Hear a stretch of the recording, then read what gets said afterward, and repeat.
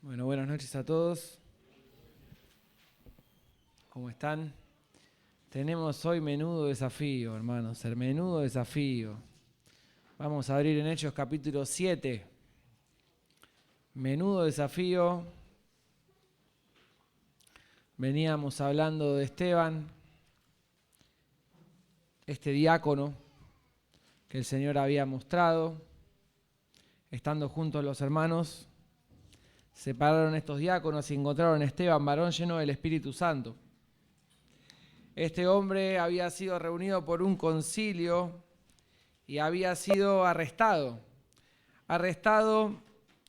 Y dice el versículo 6:13 que, vamos con el 12, soliviantaron al pueblo, a los ancianos y a los escribas, y arremetiendo le arrebataron y le trajeron al concilio y pusieron testigos falsos que decían: este hombre no cesa de hablar palabras blasfemas contra este lugar santo, contra el templo y contra la ley, pues hemos oído decir que ese Jesús de Nazaret destruirá este lugar y cambiará las costumbres que nos dio Moisés.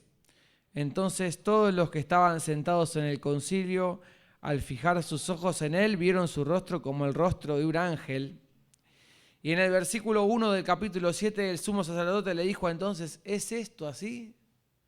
Y Esteban tenía la posibilidad de defenderse. Hermano, mire conmigo, ¿cuántos versículos tiene el capítulo 7? ¿Cuántos tiene? Dígalo. 60 capítulos. ¿Qué le parece si leemos los 60?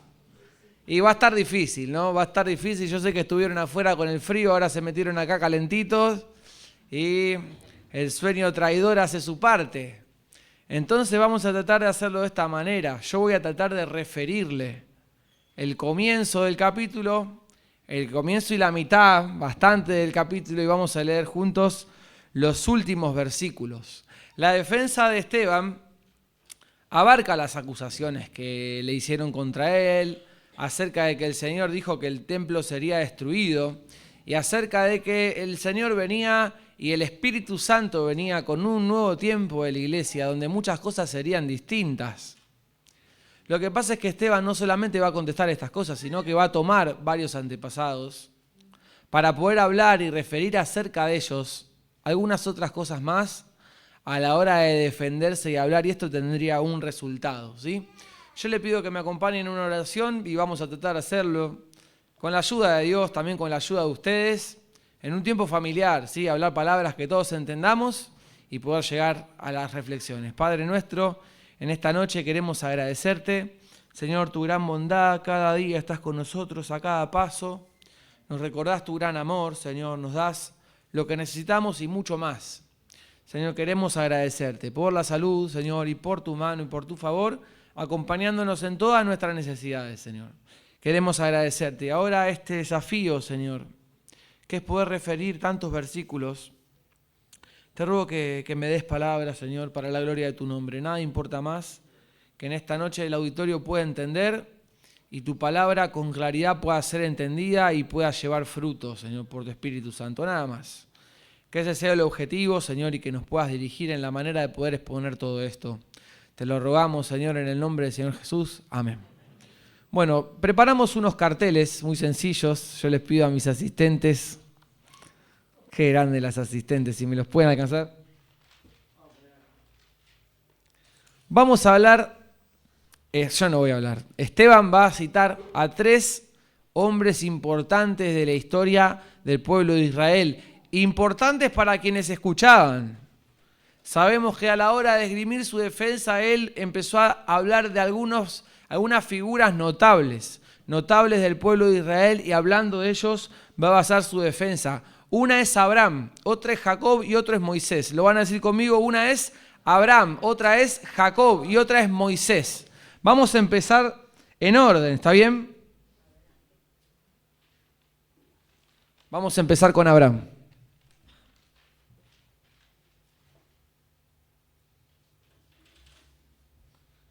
¿Qué podemos decir de Abraham y qué es lo que dice? Toda la respuesta de Esteban empieza con Abraham. Abraham fue llamado el padre de la fe. Y fue llamado padre porque él también sería padre de multitudes. A él fue la promesa de la descendencia. Dios lo llama a Abraham no en la tierra que luego habitó Israel, sino en otra tierra. Él era de Ur, de los caldeos.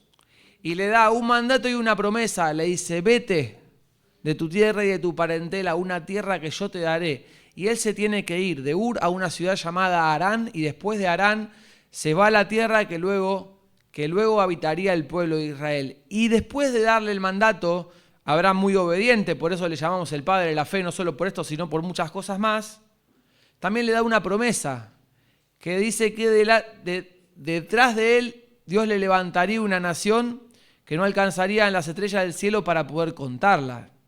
Siendo Abraham de edad avanzada, siendo su esposa estéril, entrada en años, distintas dificultades. Cuando Dios le dice esa promesa, le dice algunas salvedades. Mirá, te voy a decir esta promesa que te voy a dar, no es para ahora, ya mismo, sino que es para el tiempo que viene.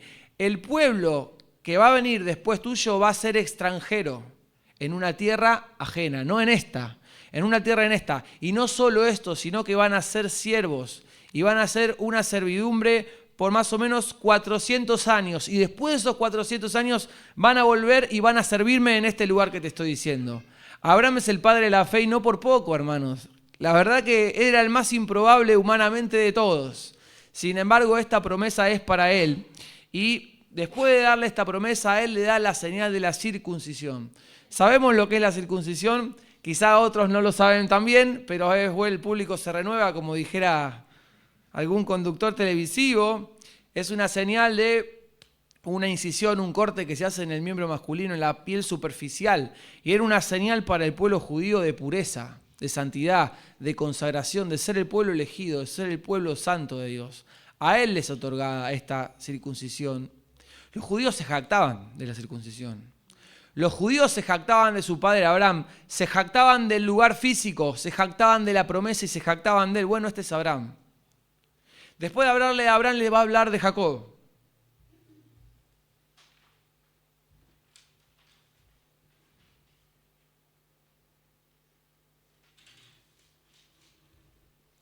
Después de hablarle de Jacob, Abraham tuvo un hijo llamado Isaac, Isaac tuvo un hijo llamado Jacob. Y se ve que la descendencia aumentó porque Jacob tuvo 12 hijos, que luego de ellos partirían las 12 tribus de Israel. Uno de sus hijos fue José.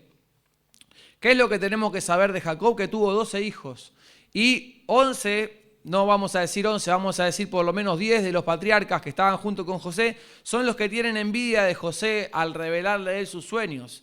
Y lo venden como esclavo, llegando finalmente a Egipto, donde después de pasar por distintas injusticias y por el plan magnífico de Dios, José llega y tiene gracia delante de los ojos del gobernador de todo Egipto, y detrás de un montón de pruebas y detrás de un plan orquestado magníficamente por Dios, José, que había entrado como esclavo, es encargado, gobernador de Egipto y de toda la casa de Faraón. ¿Qué es lo que pasa con Jacob? Jacob y sus hijos, los demás, se quedan en el lugar donde ellos vivían. No habían pasado a Egipto, el que había pasado a Egipto era José. Pero empieza a haber hambre en Egipto y en todo el lugar que ellos habitaban. Entonces Jacob dice, hay hambre acá, pero había un gobernador magnífico en Egipto, que era José, que había guardado el alimento en 7 años de abundancia para 7 años que vendrían de mucha escasez. Entonces Jacob, sin saber, dice, vayan a Egipto a comprar alimento. Los 10 hermanos van a buscar alimento y se encuentran con el hermano que habían vendido, sin que él se manifieste.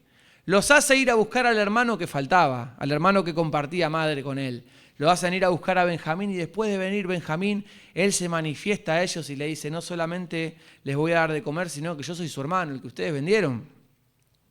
Y les da el alimento, pero no solo esto, más que darles el alimento, hace que toda su familia y su parentela, que eran 75 personas, dejen de habitar la tierra en la que estaban, y finalmente todos se van para Egipto. Todos se van para Egipto, son 75 personas, y este hombre Jacob, del cual hablamos, muere en Egipto. Si bien sus restos no quedaron para siempre en Egipto. Él muere en Egipto y después sus restos son trasladados a Siquem, a una heredad que había comprado Abraham. Entonces dijimos de Abraham, dijimos que a él había sido la promesa, a él había sido el mandamiento, la señal de la circuncisión había sido por él. Después de él viene Jacob, después de él es el que tiene los 12 hijos, que son las 12 tribus. Y todo esto que pasa en Egipto viene a través de Jacob y los hijos de Jacob. Y después de ellos tenemos que hablar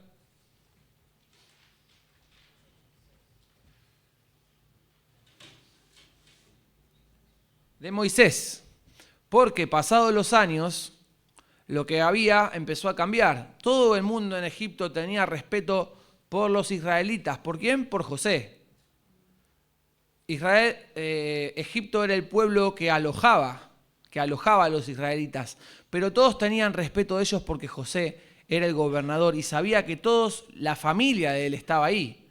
Entonces, como él tenía mucho respeto, el trato, si bien eran extranjeros, era un trato en el cual se podía convivir y ellos podían comerciar naturalmente. Ahora pasan las décadas y pasan los años y viene delante de ellos un gobernador que no conocía a José. Los antepasados van enterrándose uno por uno y finalmente dice, mirá, yo la verdad no sé por qué tendría que tener tanto respeto por el pueblo de Israel, porque si finalmente yo no conocía a ningún José, no sé de qué me están hablando. Y paralelamente se da que los israelitas empiezan a acrecentarse y acrecenta la multitud de los israelitas en tierra de Egipto y ellos crecían y se multiplicaban. Entonces los egipcios, viendo que esto amenazaba contra ellos, el gobernador encarga un exterminio. Y finalmente de los hijos nacidos, el que fuese hombre, ni bien naciera, lo tenían que matar. Solo podrían quedar mujeres.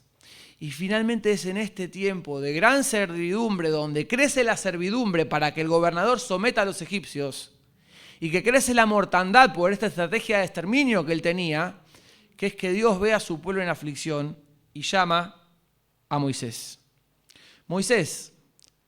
Surge Moisés, nace Moisés. ¿De quién? De una mujer del pueblo de Israel. Él es nacido y como bien dice su nombre, Moisés, lo ponen en una canastita delante del río para que viva y para que llegue por las corrientes a donde estaba la hija del faraón. Ella lo ve, el bebé halla gracia a sus ojos y el bebé es protegido. Cerca de él andaba su hermana y le dice, dice, este es hijo de los hebreos, yo lo veo acá. Se ve que también tenía unos rasgos muy particulares. Yo creo que los judíos tienen rasgos particulares, pero eso es otra conversación que tendremos otro día. Cuando ella lo ve, dice, este es hijo de los hebreos. Y la hermana le dice, yo puedo tener una mujer que te lo pueda criar en este tiempo. Y luego va a venir y va a vivir con vos. Y la hermana lo da a su madre, quien 3 meses lo cuida y lo cría. Y después él va a vivir con la hija de Faraón. Y aprende en la escuela junto es educado por los egipcios.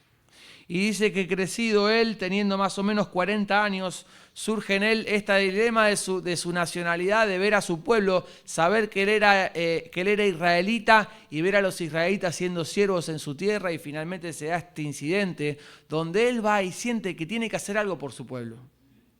No ha encontrado la verdadera manera o la ciencia que agrada a Dios para hacerlo, pero dice que estaba un egipcio maltratando a un israelita y lo hay y toma venganza para poder liberar a su pueblo y mata al egipcio. Y dice que pasado el tiempo estaban discutiendo 2 israelitas y él aparece y dice, no se peleen, ustedes son del mismo pueblo. ¿Qué vas a hacer? ¿No vas a matar igual que mataste al egipcio? Mirá que ya lo saben todos, Moisés. Entonces en ese momento, cuando él se da cuenta que esto había sido descubierto, él se va a un lugar que se llama Madián y huye. Él había sentido ese celo por cuidar y ayudar a los de su casa. Sin embargo, no le reconocían como la persona útil que fue. Y él estando en Madián, habiendo vivido esto, a los 80 años, 40 años más, es llamado por el ángel en el desierto a una zarza, a un arbusto que se prendía a fuego pero que no se consumía. Y Dios lo llama y le dice que se acerque y le dice que lo que Dios tiene para él. Y él no lo miraba y le dice, mirame Moisés y sacate tu calzado porque en el lugar donde estás pisando es tierra santa. Y dice, yo vi la aflicción de mi pueblo, yo vi cómo le están pasando y te estoy enviando a vos para liberarlos. Ese era Moisés. Y Moisés es enviado y sale de Egipto y junto con Moisés el pueblo cruza el Mar Rojo y junto con Moisés están atravesando el desierto durante 40 años. Moisés, llamado por Dios. Ahora, te digo y nos decimos entre todos porque concluimos con la palabra de Dios. No fue toda una vida de reconocimiento, qué gran siervo Moisés, qué gran líder, todo el mundo le agradecía. No. Moisés, se dice la palabra de él que fue un hombre manso. ¿Sabe por qué fue un hombre manso? Porque fue cuestionado y desobedecido una y otra vez. ¿Por quién? Por su mismo pueblo. Moisés fue una persona que, como dijimos, salió de Egipto, cruza el Mar Rojo, todas estas cosas que vive, atraviesa el desierto 40 años con ellos. Él mismo profetiza de Cristo y le dice a su mismo pueblo, miren que de nuestro pueblo va a venir un profeta, de entre nosotros, a él tienen que oír en todo lo que les diga, hablando de Cristo, anticipa a este Cristo que había de venir. Imagínense si fue importante. Moisés recibe la voz de Dios cara a cara y dice que él se cubría luego porque había visto la gloria y su rostro resplandecía. Imagínense si había sido importante Moisés. Sin embargo, ¿cuál es la contracara de esto? Que él estaba en el monte hablando con Dios y el pueblo le decía, Moisés se tarda mucho. Y le dijeron a un hermano de él, hacenos un Dios para nosotros que adoremos acá, porque él se tarda mucho. Y este hombre, movido por todos ellos, construye con oro un becerro para que ellos adoren. ¿Saben por qué Moisés fue un hombre manso? Porque su hermana y todo el tiempo se quejaba de él, que si tomaba una mujer por esposa se quejaban de él. La hermana misma de Moisés es apartada del campamento con lepra por el juicio de Dios por murmurar de Moisés. Solamente de Moisés viene la palabra de Dios, solamente por él. Y se quejaban. Moisés, para esto nos sacaste de Egipto, para hacernos morir en el desierto. ¿Cómo anhelamos Egipto? La cebolla, los alimentos, teníamos todo a la mano, ahora no tenemos nada. Y otra vez Moisés, y otra vez Moisés, y otra vez Moisés. Y hacen el becerro de oro y en un momento Dios le dice, ¿saben qué ustedes? Este camino que lo tendrían que hacer en días para llegar a la tierra que tengo para ustedes, 40 años. Y los voy a entregar a sus dioses, los voy a entregar a Moloc y los voy a entregar a Renfán. Y los van a adorar a ellos durante estos 40 años. Y muere una generación de desobedientes y nace otra generación. Y finalmente es que Dios les dice en ese momento, ustedes van a ser cautivos. Van a ser son un pueblo duro de cerviz, quiere decir no se arrodillan, no se postran, siempre son orgullosos, siempre son quejosos. Van a ser cautivos por todo esto. Y finalmente es que ellos llegan a la tierra de mano de Josué y se establecen en la tierra de mano de Josué. Pero este pueblo que había partido de Abraham, con la promesa y con el mandamiento, con la circuncisión, y se jactaba de esto. Este pueblo del cual había de Jacob salido los 12 hijos y las 12 tribus, que había ido a Egipto, que habían vendido a su hermano que les había dado la revelación de ser el enviado por Dios para este tiempo y lo venden y después es llevado por ellos a Egipto.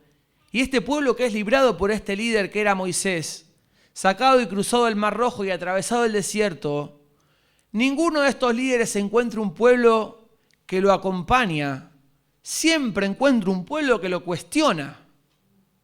Siempre encuentra un pueblo que se queja. Siempre encuentra un pueblo que le saca autoridad de parte de Dios y que lo quiere hacer como uno más. Y le dice, vos tenés autoridad, sí, pero igual que nosotros. No tenés más que nosotros.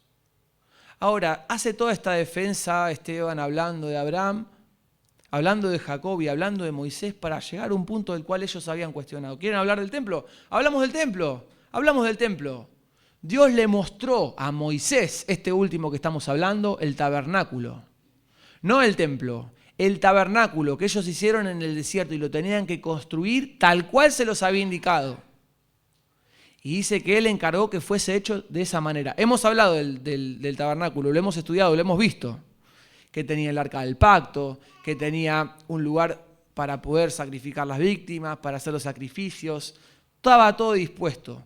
Finalmente, Josué introduce todo este tabernáculo y todas estas cosas en la tierra a la cual ellos llegan. La idea de hacer un templo surge a David, el rey David. Y él dice, quiero construir el templo. Pero hasta ahora no habían tenido templo. Y la presencia de Dios había estado con ellos igual. Y David dice, yo quiero construir templo a Jehová. Y le dice, no, David, vos no vas a construir templo a Jehová. Porque vos fuiste un hombre de guerra, derramaste mucha sangre. Lo va a construir Salomón, tu hijo. Y finalmente Salomón es el que lo construye. Pero si hubiese habido tanta prisa porque haya templo y hubiese sido tan indispensable, el templo hubiese estado antes.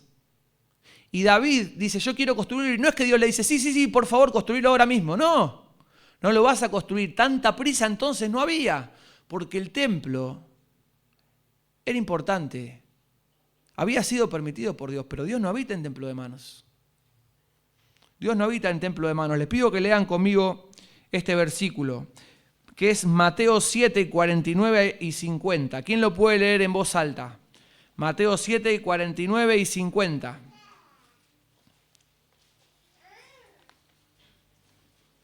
Perdón, Mateo, no. Hechos 7, 49 y 50. Perdóneme.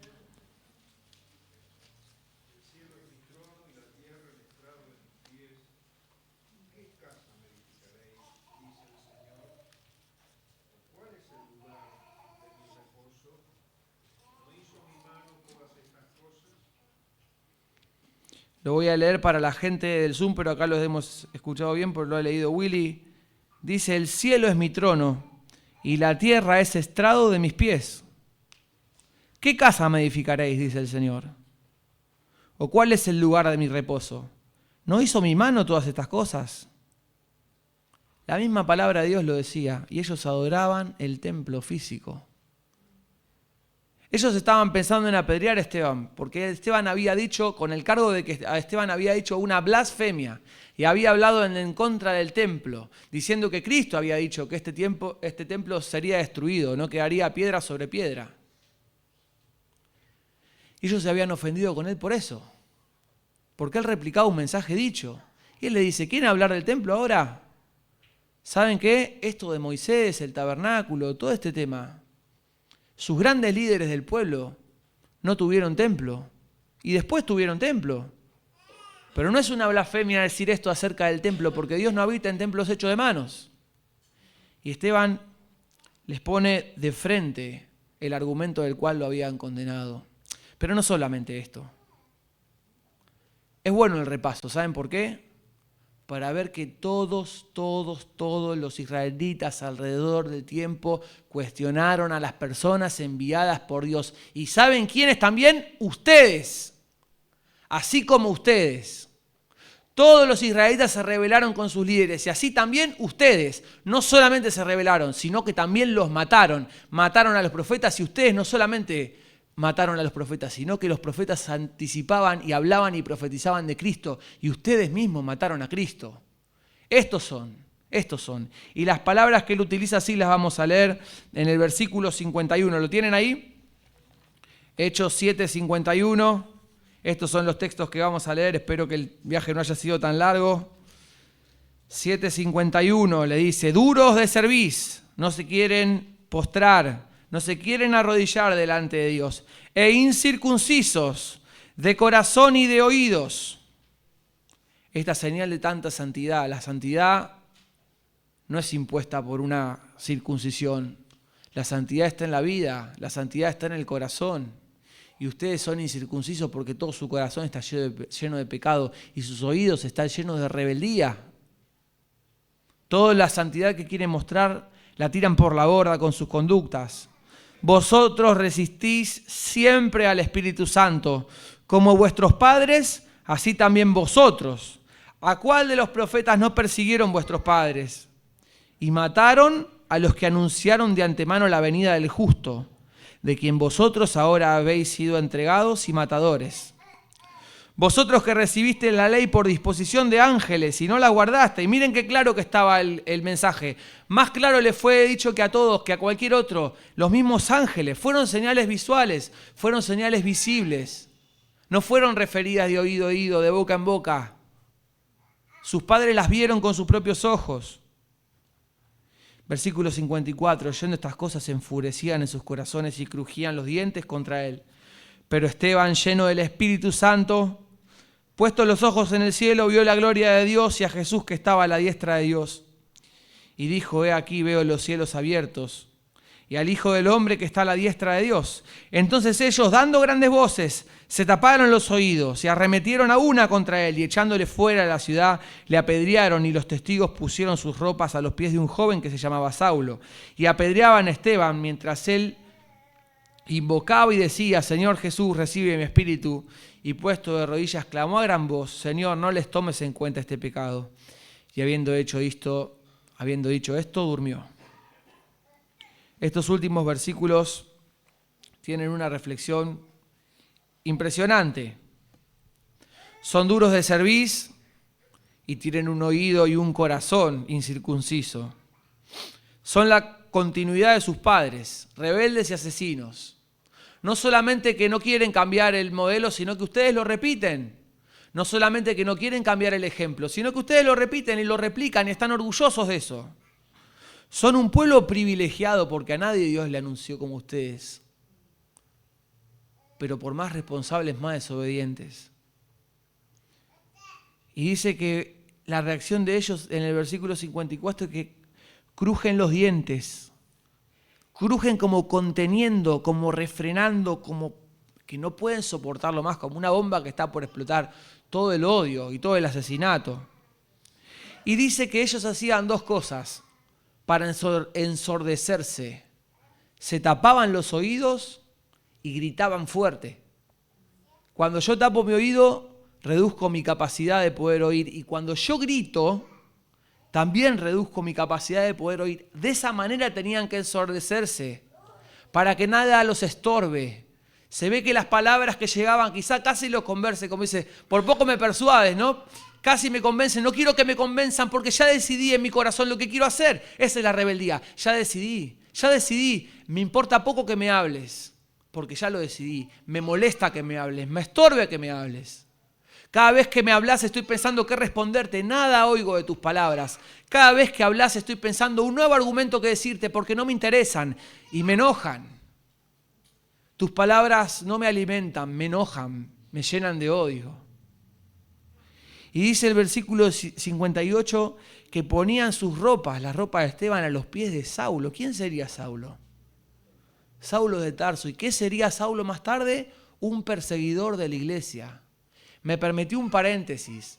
Cada vez que ellos se ensordecían de esta manera y actuaban con esta sordera y con esta ceguera, no solamente asesinaban y actuaban de esta forma, sino que también daban el ejemplo a otros que estaban mirando. Y este fue Saulo, continuando el exacto ejemplo. Y en el versículo 59 lo sacan y lo asesinan. Y yo pensaba que hemos llegado finalmente al final del capítulo, así termina, con la muerte de Esteban, que dice, habiendo dicho esto y encomendado su espíritu, dice que él durmió, su cuerpo durmió y empezó a vivir a la diestra de Dios, a vivir en el cielo junto al Señor. Ahora, tenemos algunas reflexiones, son muy breves. Pero qué ejemplo nos deja Esteban, ¿no? Yo pensaba en cuántos quieren esgrimirse como predicadores de la palabra de Dios. Todos quieren hablar del amor de Dios. Todos quieren hablar de las bendiciones que Dios te va a dar. Todos quieren hablar de la consolación de Dios. Todos quieren hablar de las promesas de Dios. Pero hay ciertos temas que no son los favoritos para hablar. No es favorito para hablar del juicio que vendrá. No es favorito para hablar del repudio que Dios tiene hacia el pecado.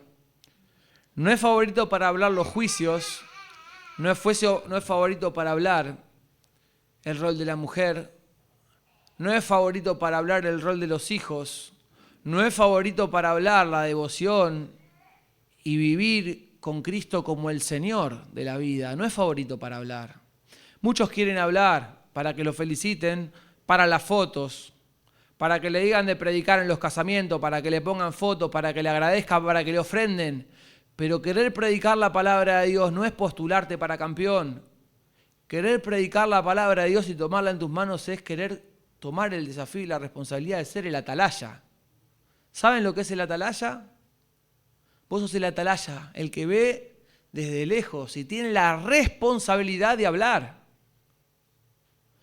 El atalaya debe decir, viene peligro. El atalaya debe decir, deben cambiar el rumbo. El atalaya también debe decir, sigan por donde vienen, pero él es el atalaya. Y dice la palabra de Dios, si ellos sufrieran y les hubieses hablado y les hubieses avisado el riesgo que tenían, la responsabilidad será de ellos. Pero si ellos sufrieran y hubieras callado, la sangre suya la voy a derramar de tu mano. Esto es tomar la palabra de Dios. Muchos quieren ser líderes, muchos quieren ser predicadores, muchos quieren las gratitudes y el reconocimiento, pero tomar la palabra de Dios y querer hablar la palabra de Dios, es decir, Señor, acá estoy para decir lo que es fácil de oír y lo que es difícil de oír. Quiero estar dispuesto, no para decirlo de una forma violenta, pero para decir cosas con amor que incluso puedan generarme enemigos. Muchos quieren predicar acerca de que el Señor quiere salvar a todos, pero no lo quieren predicar en una iglesia donde hay calvinistas. Muchos quieren predicar acerca de Cristo como el Señor, pero no quieren repredicarlo en una iglesia de gente dominguera, donde no se habla de la vida de las personas ni nadie se mete. Muchos quieren ser líderes para tener el abrazo y tener el reconocimiento, pero dígame si alguno quiere estar acá con alguna persona que se acerca y viviendo una vida de pecado quiere servir. Y dígale que no puede servir porque su vida todavía no está en comunión con Dios. Dígale eso. Dígale eso. Dígale a una persona que se quiere casar que su novio es un inconverso, que su novio le engaña, que no se debería casar con esa persona porque no ha elegido a Cristo. Dígale eso. Cualquier lugar de tener que hablar la palabra de Dios, ya sea mano a mano, ya sea hablándola de acá, es una responsabilidad, no es una oportunidad. Es una responsabilidad. Y quien quiera poner esta palabra, hablará de parte de Dios. Hablará de parte de Dios. Pensaba en esto, no tomarlo a la ligera. Tampoco huir. Porque ¿quiénes son los que tienen que hablar la palabra de Dios? ¿Los líderes y los predicadores? La verdad que no. Todos tenemos que hablar. Pero será la palabra que sana la vida. Imagínese que usted tiene una persona con una enfermedad cardíaca puesta en una camilla y lo tiene que salvar. ¿Qué hace el desfibrilador? Le mete un voltaje tremendo. Nos han enseñado Juan Carlos y Susana, le mete un voltaje tremendo al corazón. Le estás metiendo un voltaje tremendo al corazón. ¿Qué vos lo querés destruir? No. Meterle este voltaje al corazón es la única forma de que el corazón viva. Así son algunas de las palabras que tenemos que decir. Medidas, pero de un contenido profundo, que solamente causando quizás alguna herida puede salvar la vida. Si usted le golpea la espalda y le dice siga como está, así morirá. Número 2, pensaba en lo que son los oídos sordos. Los oídos sordos son gente que ya eligió qué es lo que quiere escuchar. Ya eligió. Si vos le vas a hablar, te va a escuchar, va a analizar lo que vos le vas a decir y ya sabe lo que te va a contestar. Está buscando qué respuesta te va a dar para poder sacar del medio lo que le estás diciendo. Eso es un oído sordo. Ya decidió en su corazón y en sus oídos lo que quiere escuchar. En la casa de Dios se pueden tener oídos sordos. Se pueden tener oídos sordos. El tema es que se pueden tener por un tiempo, pero el verdadero cristiano debe tomar la palabra de Dios y darle la autoridad a la palabra de Dios y postrarse delante de la palabra de Dios. Por más que a mi corazón no le guste, por más que a mis oídos no le guste, a mi orgullo no le guste, me tengo que postrar para obedecer la palabra de Dios y el verdadero cristiano lo hará. Ahora, ¿cuál es el riesgo? En una iglesia que tenga muchos oídos sordos, que tengan servicio, que tengan espacio en la casa de Dios. ¿Cuál es el riesgo? Que yo haga oídos sordos y me mantenga en mi postura. Y yo no voy a decirte, no, decidí que no quiero obedecer la palabra de Dios. ¿Yo sabés qué te voy a decir? Yo redescubrí a Dios. Descubrí un Dios que me permite hacer esto que vos me decís que no haga. Y si yo en la palabra de Dios tengo otra gente que me felicita por eso y me dice, vení, vení, hagámoslo de esta manera, son gente que me está empujando por un barranco. ¿Se acuerda de Saulo? Que le tiraron la ropa de Esteban a sus pies. ¿Qué fue Saulo después? ¿Un perseguidor? A veces en las iglesias, si tenemos gente que nos cobija detrás de una reprensión necesaria, la vamos a estar maleducando, la vamos a estar tirando por un barranco. Y la conciencia que en un momento me acusa, después me acusa menos, sigo por mi camino, me acusa menos. Y un día, como dice el término, se cauteriza, ya no me importa, soy un insensible a la palabra de Dios. Esos son los oídos sordos. ¿Qué nos quiero decir, hermanos, entre nosotros? Que cuando vemos una persona que le cuesta recibir una verdad, la tenemos que amar, la tenemos que sostener, pero la tenemos que animar y decirle, todos estamos con vos, animándote a la obediencia. Sabemos que esto te cuesta. ¿Será la primera vez en nuestra iglesia? ¿Será la última vez que tengamos una persona que venga y me diga, me enamoré de un inconverso, pero él es bueno, pero él me dice que me quiere? Y va a haber uno que le tenga que decir, mirá, lo podemos llegar a recibir, le podemos predicar el evangelio, pero si él no se convierte a Cristo, no te podés casar con él. Si nosotros tenemos otro que le dice, vení, vení, porque Dios nos ama a todos, casate con él igual, está negando la palabra de Dios y está causando un problema entre nosotros. Y el primer daño que le hace es a la persona. Y a otros nos pone de malos. Esto no tiene que pasar. Tiene que haber mucha gente que reciba a esa persona, que la ame y le dice, yo sé que te cuesta, yo sé que seguramente estás enamorada de esa persona que es inconversa, pero lo que te quiero decir es que este consejo es para tu vida y te animamos todos a que lo tomes. Van a haber algunas lágrimas, pero va a haber una posibilidad de un matrimonio en santidad y honor que es para Cristo y el Señor va a bendecirte detrás de eso. Esos son los oídos sordos. Y número 3, después de la responsabilidad que es hablar, y la responsabilidad que es cuidar mis oídos para que no sean oídos sordos y no cobijar gente en la sordera voluntaria, está algo maravilloso, que es que Esteban tiene un parecido indubitable con otro personaje de la Biblia. Miren esto. Versículo 55.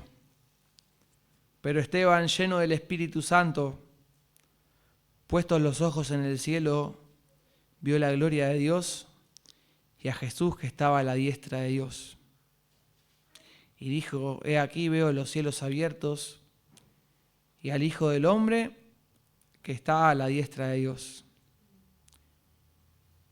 ¿Quién fue el que fue muerto y luego fue exaltado por el Padre y se sentó a la diestra de Dios? ¿Quién fue? Jesucristo. ¿Y cómo termina él? Dice versículo 59, y apedreaban a Esteban mientras él invocaba y decía, Señor Jesús, recibe mi espíritu. Y puesto de rodillas clamó a gran voz, Señor, no les tomes en cuenta este pecado. Como dijera Cristo, perdónalos porque no saben lo que hacen. Esteban es un tipo de Cristo. Una persona que vino y dijo lo que era necesario oír y fue odiado, pero no por eso cambió el mensaje, sino que lo anunció hasta la muerte. E incluso los mismos que un día le crucificaron después tuvieron la oportunidad de arrepentirse y ser salvos. Ese fue Cristo. Si usted cambia el mensaje por la intimidación, usted está empujando a todos al infierno. Usted está empujando a todos al error, incluso a los que le condenan, Pero si usted persiste con el mismo mensaje hasta el final, incluso los que le condenan tendrán posibilidad de arrepentirse. Y yo me acuerdo de Cristo y veo a Esteban y digo, qué valentía y qué honor que el Señor nos dé la posibilidad de seguir teniendo el mismo mensaje hasta el final. Con el amor y con la compasión que tenía Esteban, no callar la verdad, no cambiar el mensaje, eso no es amor, eso es cobardía. No cambiar el mensaje, decírselo hasta el final. Y si nos condenan, y si nos alejan, y si nos odian, mirarlos con compasión. Señor, perdónalos. Perdónalos porque no saben lo que hacen. Si sufrimos con Él, también reinaremos con Él. Y que un día el Señor me diga, esta corona es para vos. ¿Te acordás cuánto miedo te daba, cuánto te costaba seguir manteniendo tu mensaje? Esta corona es para vos porque la mantuviste hasta el final. No fuiste de los que retroceden. No fuiste de los que retroceden. Incluso esas personas van a tener una oportunidad de poder arrepentirse. En el norte fueron unos misioneros a predicar a un pueblo originario de allí Y dice que fueron estos misioneros y estos misioneros los mataron a todos los que fueron. Los mataron. Y yo digo, su mensaje fue frustrado. ¿Me creería si le digo que después de ellos fueron otros hablando en el nombre de Cristo? Y estos que habían matado dijeron, vinieron unos hablando en el nombre de Cristo y los matamos. Pero otros vienen en el nombre de Cristo y encima volvieron viendo que los matamos. Será algo importante lo que tengan que decir. Y estos que habían matado fueron los que se convirtieron al Evangelio. Su mensaje va a tener autoridad y va a ser usado por Cristo, como es el mensaje de Esteban hoy, hablándonos tantas cosas, si usted mantiene hasta el final. Si usted no lo retrocede por la intimidación, si no retrocede porque lo hagan a un lado, si no lo retrocede porque otros no se quieran juntar con usted, nos debemos al mensaje. No somos de los que retroceden. Esteban no lo fue y fue tipo de Cristo. Número 1, predicar la palabra es una responsabilidad que nosotros tenemos. Pero la palabra dice cosas agradables y desagradables de oír. Todas sanan, pero provocan distintos efectos. Somos responsables de decirla de las dos maneras. Número 2, somos responsables de cómo oímos la palabra. Y cómo hacemos cuando las oyen otros. ¿Cómo nos mantenemos cuando otros las oyen? Si los ayudamos o si por querer congraciarnos los sepultamos. Y número 3, seremos como Cristo. Si seremos como ese grano que muere y cae en tierra y lleva mucho fruto. ¿Por qué? Porque no cambió el mensaje. Porque lo mantuvo hasta el final. Que su vida es el mensaje. Que tenga autoridad. Porque usted, para la gloria de Cristo, no quiso retroceder. ¿Qué mensaje les dio, no? Pero finalmente Él es ejemplo para todos nosotros. Oramos a Dios. Padre nuestro, en esta noche queremos agradecerte y rogamos que este mensaje, Señor, pueda guardarse en nuestro corazón. Ha sido con bastantes dificultades, bastante extenso, pero, Señor, solo importa que el mensaje sea entendido y que hoy esta reflexión pueda quedar en el corazón. Como decía Andrulo, que en nuestras casas podamos recordarlo, podamos hablarlo, podamos mantenerlo. Señor, cuánto nos cuesta en la intimidación no retroceder. Señor, pero has muerto por nosotros. Resistiendo las heridas físicas, resistiendo las heridas del alma, no has retrocedido. Pudiendo bajarte de la cruz, no te has bajado, Señor. Pudiendo llamar a millares de ángeles que te defendieran, no los llamaste. Fuiste desamparado por el Padre y así autor de salvación, porque mantuviste sin claudicar hasta el final. Señor, que nos permitas esto, privilegio a nosotros también, para ser instrumentos para tu gloria. Rogamos estas cosas en el nombre del Señor Jesús. Amén.